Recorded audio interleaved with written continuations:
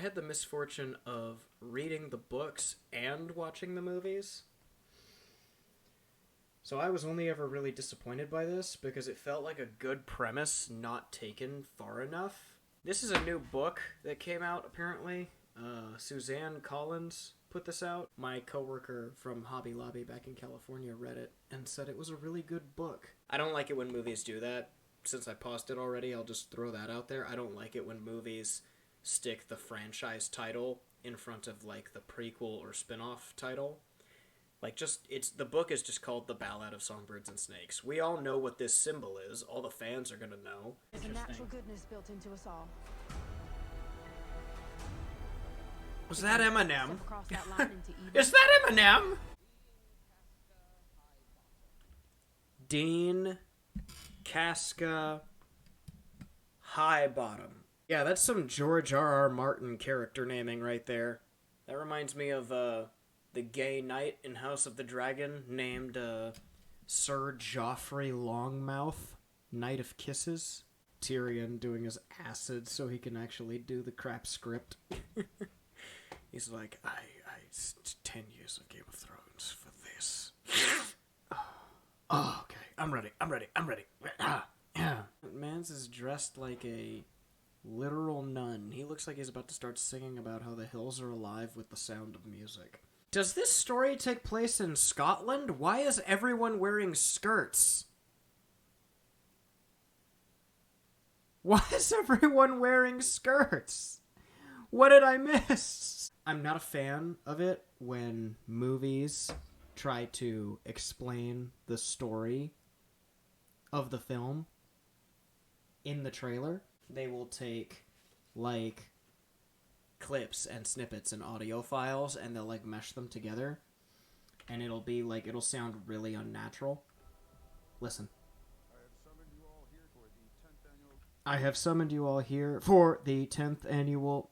Like, you can tell that is not natural.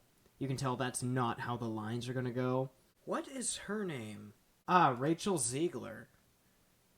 Oh!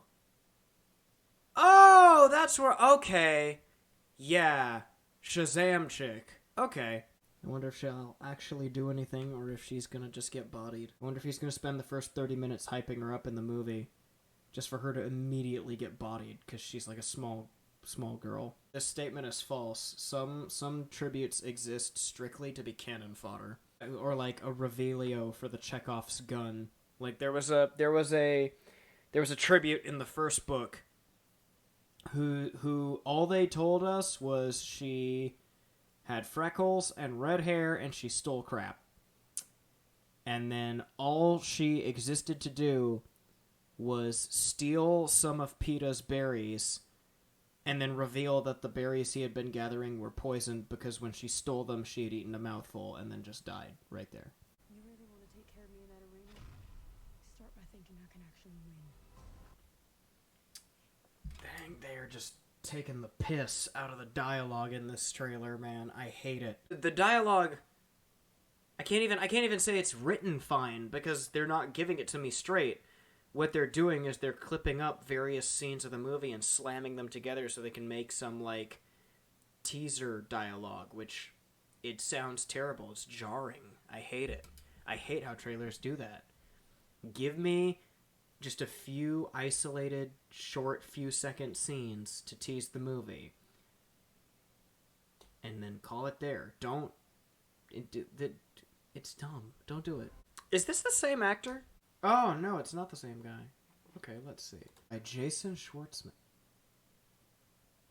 Oh? He's in Across the Spider-Verse. Dang, he's eating good this year. 3, 2,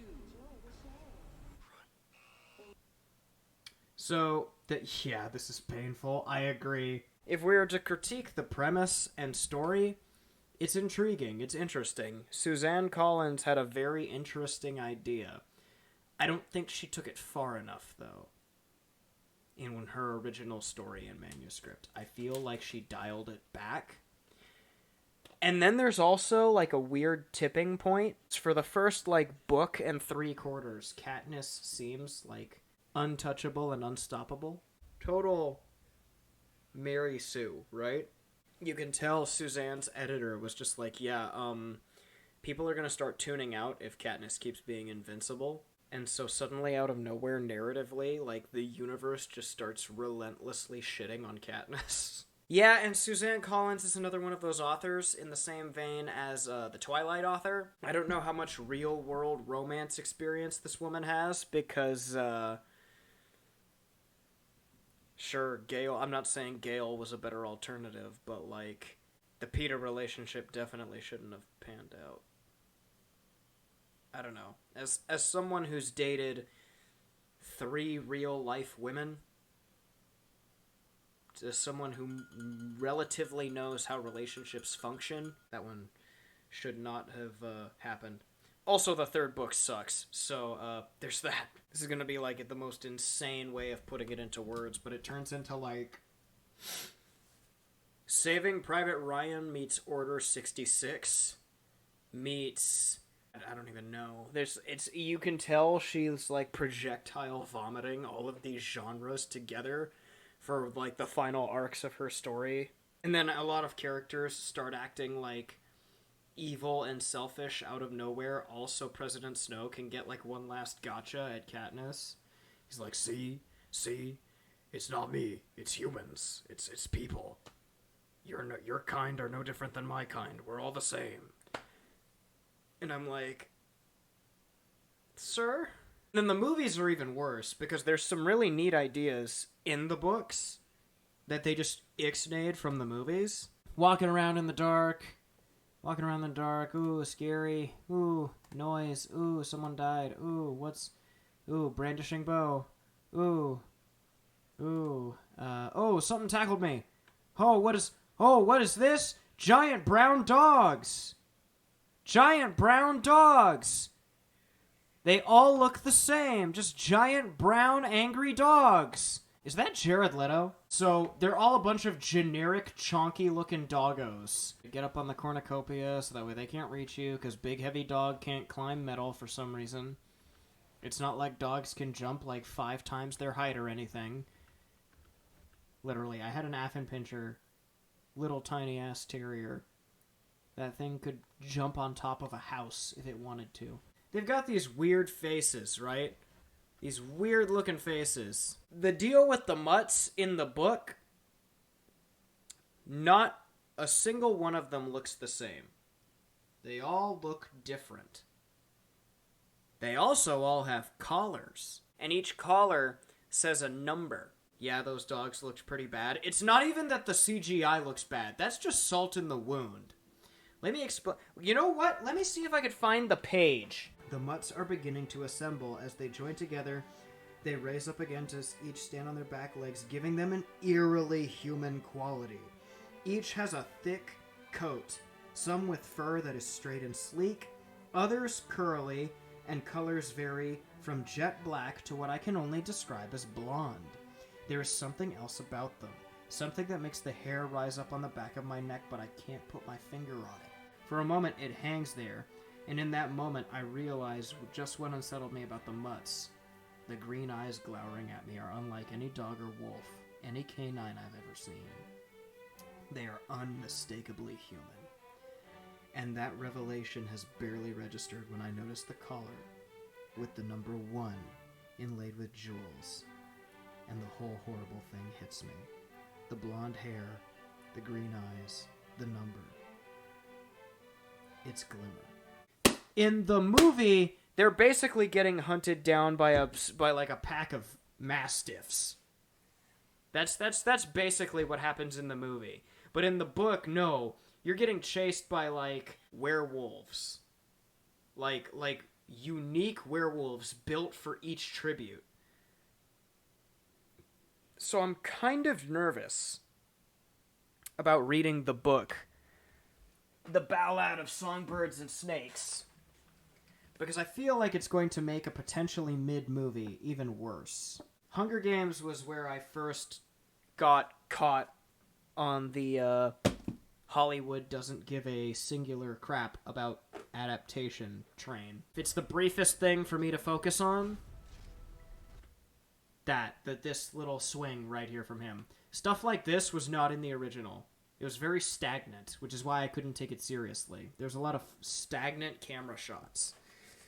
And I wasn't the biggest fan of it. My chair is broken. I need a new chair. So is this guy like gonna make a little hut or something? Little palace? He's gonna build his boss tower and just sit on top of it like, I'm waiting. Come get me. You hear that, boy? It's the sound of snow falling.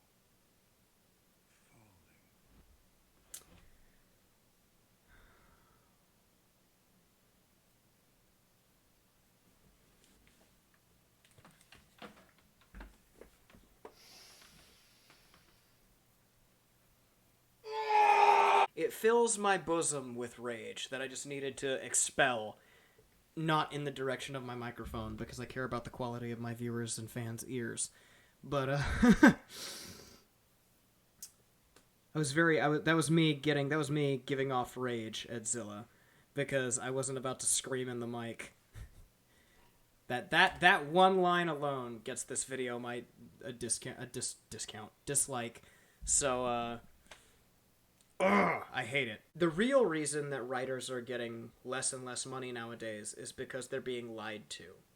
Back in the day, if your writing was garbage, they would tell you, your writing is garbage, you need to go look for a different profession. Eventually someone would tell you that. Nowadays, we don't do that because we don't want to worry about offending anybody.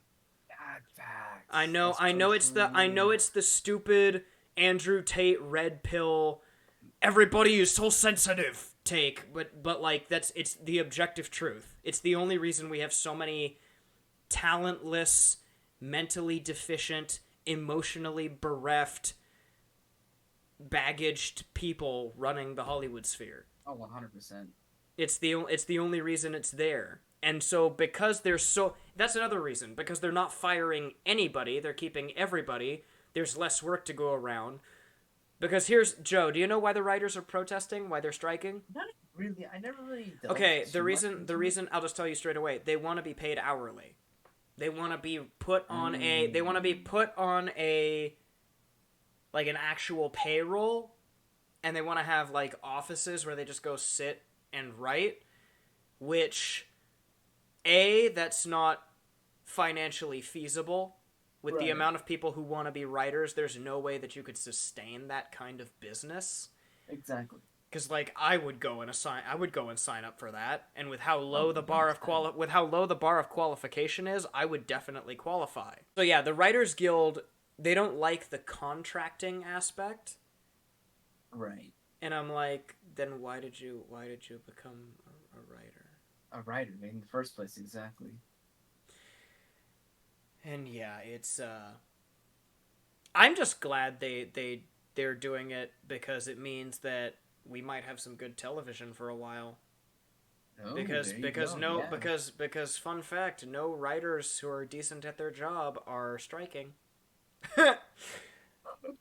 Just saying. This isn't 2007. We're not going to see like the worst season of Lost and Heroes out of nowhere. Yeah. You remember that? Yep. You rewatch those shows, you can tell exactly when the strike happened. Peter Dinklage is at the point in his career where he has made so much money he can afford to say no to big movies. Which means that the script here had something that kept him. He looks like Eminem. I don't get, why does he look like Eminem? I feel like this is him at like the beginning of the movie when he's like going through his tough times, and then when he like grows his hair out. Yeah, he grows his hair out and he gets like the university attire. I feel like that's possible. President Snow was the best part of both the movies and the books. Easily. 100%. A frail old man you could be alone in a room with and like shit scared of is like an amazing villain. I was like, this frail arthritic man who is bleeding from the mouth constantly has me more terrified than most supernatural threats in other movies. Also, that logo goes hard. That logo goes so hard. So very hard.